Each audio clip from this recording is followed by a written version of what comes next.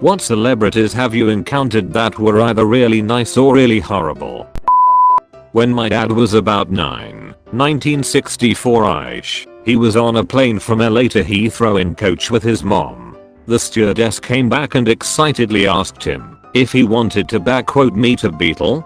My dad said sure, but didn't really know the Beatles at that age, and only said yes, because that's kinda what you do at that age. He sat on the couch next to George. Different time.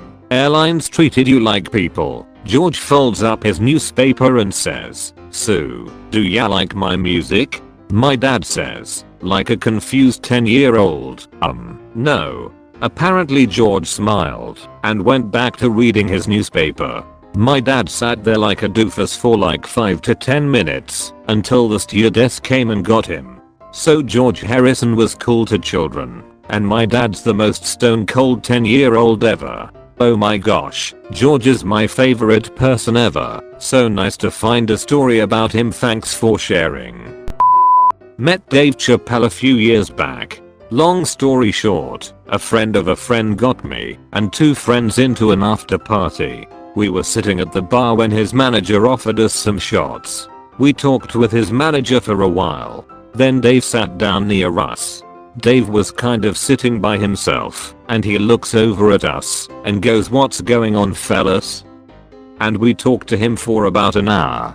We thanked him for coming to our town, talked about music, sports, all kinds of stuff. Super cool dude. One of my favorite memories. "What going on, fellas?" I read that in his voice. It's impossible not to.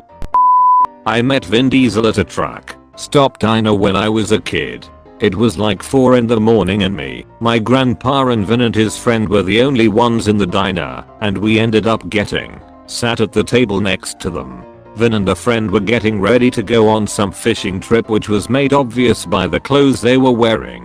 My grandpa struck up a conversation about fishing with him, completely oblivious to who he was. He was a really nice guy and apparently knew a great deal about fishing techniques.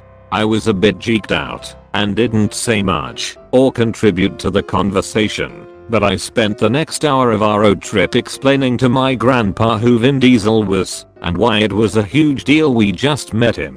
I bet for Vin it was probably refreshing to have a casual conversation with someone about a personal hobby that didn't center around his celebrity status. Years ago, working hotel security in Edmonton, I was escorting Dolly Parton and Kenny Rogers at 0400 and the elevator down from their rooms to the lobby to get in their airport limo. I'm 6 feet 5 inches, and so I towered over her. Dolly looked me up and down and said in her cute southern drawl, "They sure grow back, I'm big up here in Canada." She was just as sweet as you could imagine. Kenny, on the other hand, and I feel bad for saying this, due to his recent passing, treated me like the help, which I of course was, and even made a huffy impatient noise when, slightly flustered by Dolly's remark, I struggled to find the key to put the elevator into independent service. Dolly touched my arm, looked me in the eye, and said, "Darling, don't you pay him any attention. We appreciate y'all." I guess I got the good and the bad in one shot. Jesus, Dolly has got to be one of the most wholesome people to ever walk the earth. I met a few celebs working as an event photographer for fundraisers from time to time. Chevy Chase, well, the stories are true. He was a huge jerk. Jamie Lee Curtis was one of the sweetest people I've ever met, bar none, and easily the nicest celeb I met working the camera. Very considerate and thoughtful person. She kept checking with us to see if she could do anything for us, or if we needed any more shots she could help with. Great sense of humor too. Jamie Lee Curtis seems to do a good job remembering her extras. They did a bit on James Corden's show and she picked out the lady that did a scene with her several years ago. I served Daniel Radcliffe his dessert at an event and tripped and spilled some of it on him, probably due to seeing that I was serving Daniel Radcliffe, and he stood up and started apologizing profusely to me. Was very sweet and asking if I was okay. The correct British response.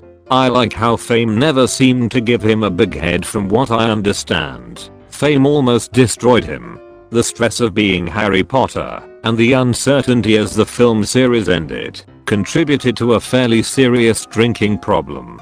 I was happy to learn that he's been sober since 2010. More power to him.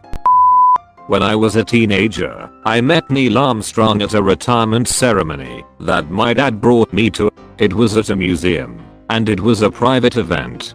There was time for everyone to wander the museum, and my dad saw Mr. Armstrong looking at one of the planes that my dad helped design. Nobody else around. They struck up a conversation and Neil asked me questions about what I was studying and how I felt about the work my dad did. My dad worked on classified planes when I was much younger.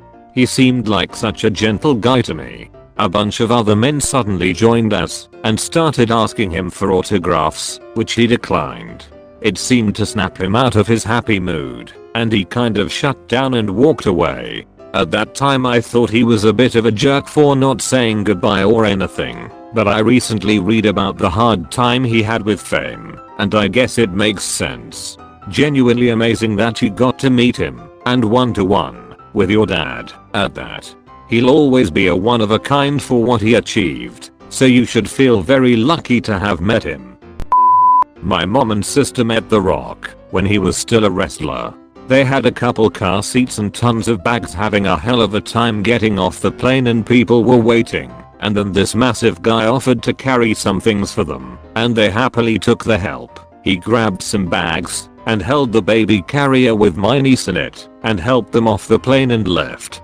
After, people kept going up to them asking how they knew The Rock, and they were very confused until someone explained who he was. Everything I ever hear about him, he's super cool. He did a rap from Moana with some dude interviewing him for The Guy's Kids, because The Guy's Kids were massive Moana fans. I reckon he's so nice that on the airplane, I bet you, he let the person next to him have the armrest.